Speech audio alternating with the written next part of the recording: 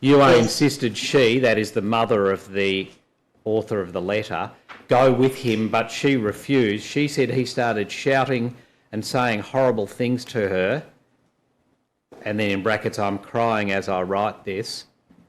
Then he stamped on her clothes and slapped her face. She said she was frightened and started screaming. That's how the daughter described the incident. After referring to the police attending at the facility, the author wrote, this is 8 lines from the bottom of the 3rd page, I believe he should be sacked because it is unacceptable for a person in charge of the well-being of a resident to do what he did, especially when it was completely unprovoked.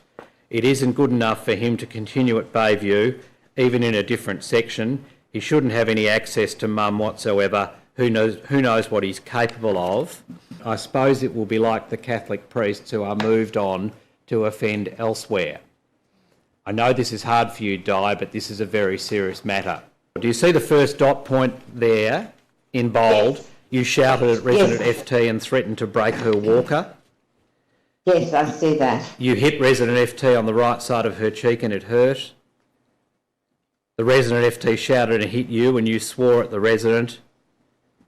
And then there's a description of the incident in very similar terms to what I just read to you in the letter about stomping on the clothes and wiping the bathroom floor with your feet. Do you see that?